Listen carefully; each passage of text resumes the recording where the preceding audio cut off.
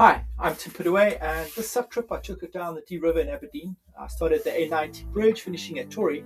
The footage just takes you along the River of Dee and shows you what to expect. I'll point out some different sections, flag a few spots where you want to take extra care.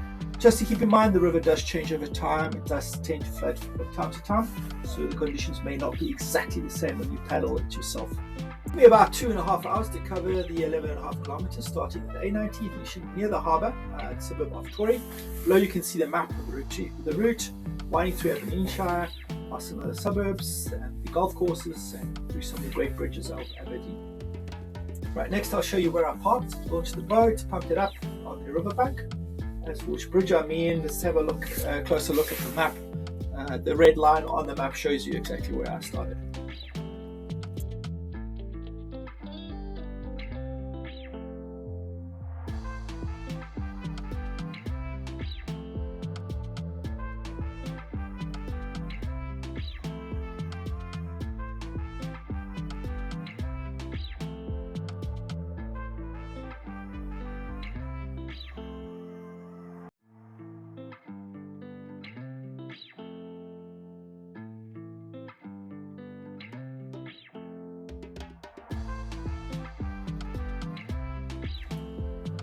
Right, you'll notice I have a waterproof bag. I've attached it to the front of the boat to keep some dry clothes and food and water. It's a 2.5 hour trip, so you can get dehydrated quite easily. I'm wearing shoes rather than booties. The shoes are a lot more needed for some of the rocky areas that you've got to walk through, and yes, prepare for them to get wet. So especially in these rocky areas, the shoes are needed even while walking in the water. Take note of how shallow the water is. It's probably about knee deep when I started. Right, you'll notice there's some areas which I have sped up the video. You'll notice I'm taking 2 strokes on either side because I've removed the main skeg. I've only got 2 of the small skegs on there just to keep the board a little bit, help the board in the shallow areas. I reached the first fork in the river, which was kind of my first decision that I had to make. Choose whether to go right or left. Left is a lot longer, it's a wider bend. The right was a lot faster but shorter.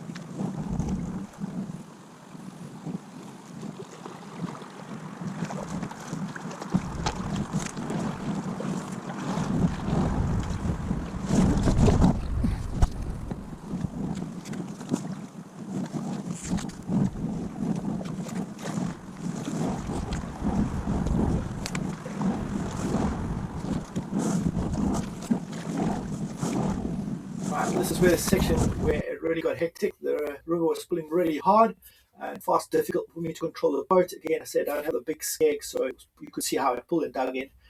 I had quite a nasty fall here. I think my fin got stuck, and then my leash managed to also get caught in the rock. So you'll see me scrambling to try and get the board loose. Also ended up damaging my leg a bit badly on these rocks. Safety gear is definitely critical on these rivers. I wear a life jacket as well. This led to the first spot where I had to get out of the river and walk a bit of the stretch in order to rejoin the river further along. There was a way to go on the left, but at that stage I just didn't want to take the chance because the water was moving too quickly on the bend. So I decided to rather walk the stretch and then rejoin the river at the end of this little rock outcrop.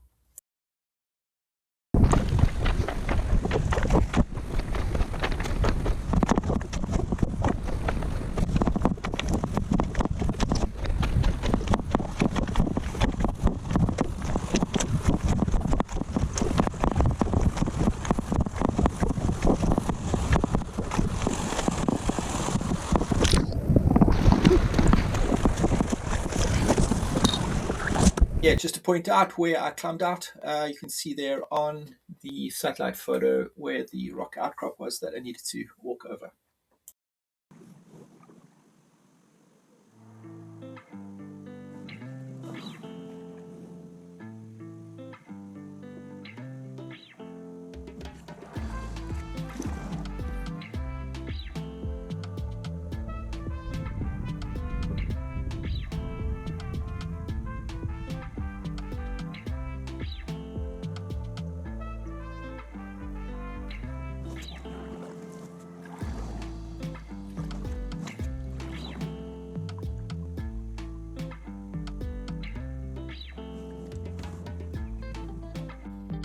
Right, so this is the long, shallow water. You'll see some rocks sitting out of the water here again, so be careful getting stuck on them or falling onto them. So on the left you'll see me passing some rocks. I think you always got to consistently looking for any rock or movement, clues in the movement in the water to see if there's any rocks coming up, so that's quite important. When paddling, you'll see sometimes I get down on my knees just when I'm feeling a little bit unsure of what's coming up ahead.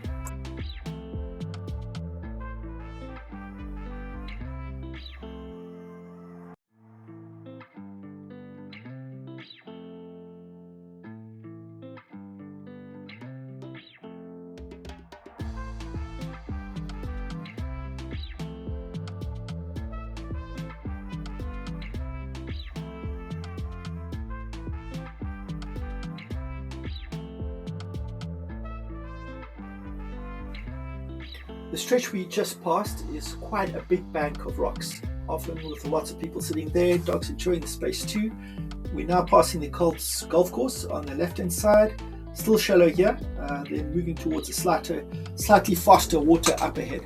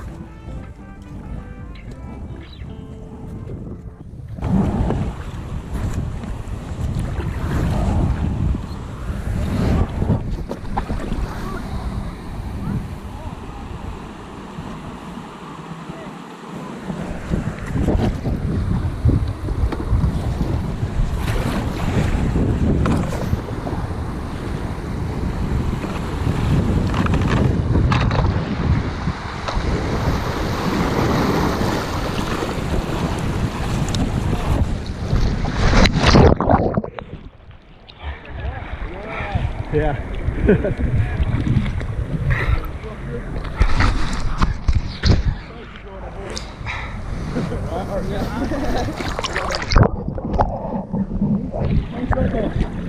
This one, I think they're about 200 pounds, 300 pounds. Yeah, only for summer though. But it's good fun. Around the corner here. Quite shallow. Okay, cheers. Okay.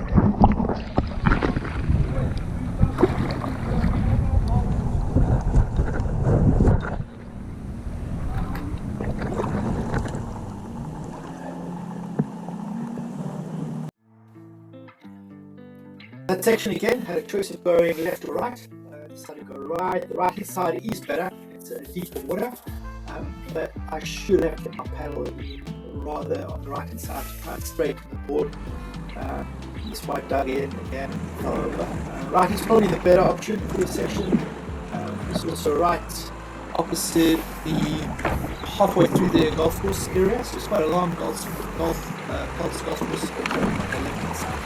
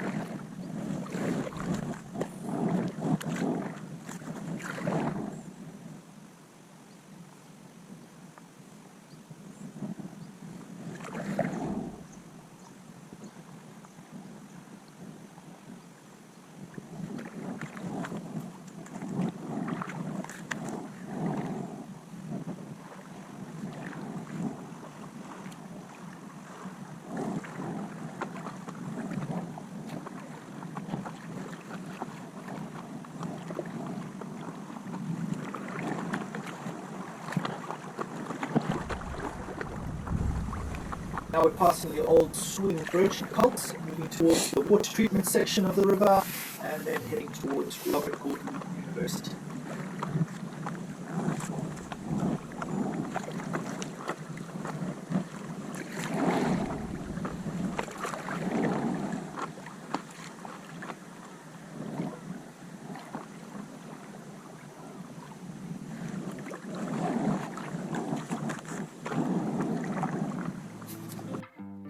Just before we reach Robert Gordon University, there seems to be a tree trunk stuck in the river. It looks like it's caught on a weir or some old concrete section. Be careful of getting stuck here. I went right, stayed upstream. I've been here before when it's been very shallow, so I've had to walk over that section. Honestly didn't feel safe going through it, so just a heads up on this one. It can come very quickly. You don't see it until you're right upon it.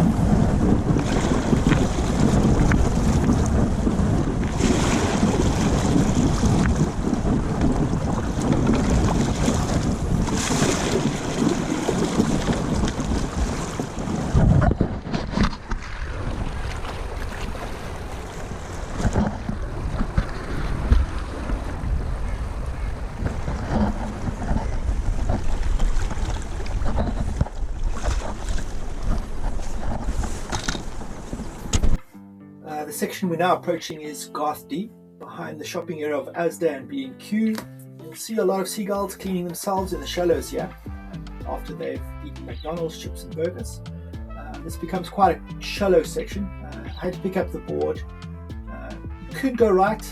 There is a kind of deep stream section that you can follow, but there was noticed a fisherman on the right hand side when I came through, so I didn't want to disturb him. So be careful of fishermen while going through the River Dee. You don't want to catch their lines, just courtesy, stay out of their way.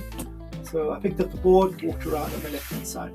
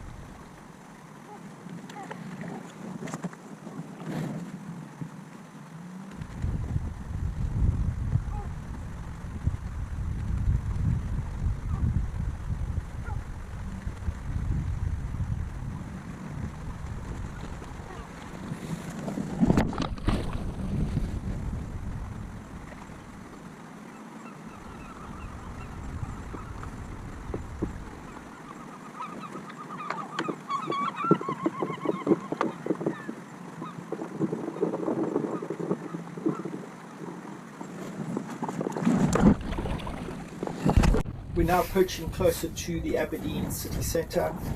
You'll start seeing houses on the right hand side. This was the first of the main thoroughfare bridges. You see cars coming over, but it is currently under repair below the bridge, and there's boards and parts have been blocked off, so I had to go down the right hand side. Previously I used the left hand side, it was comfortable to go down left, but right now is where the only way to get through and underneath this bridge. You'll have to pick up the board in this section. It's a bit of a trundle, but yeah, I'm glad I was wearing shoes at this stage.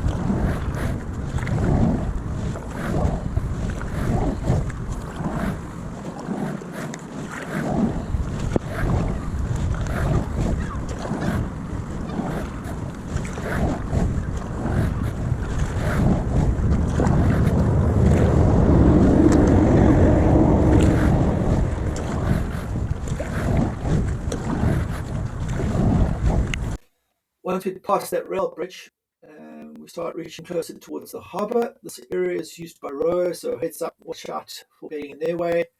I was going to go down the left-hand side, but the wind was picking up towards me, so I found it better to hug the right-hand side for this section, and also, especially getting out of the way of the rowers, that was helpful.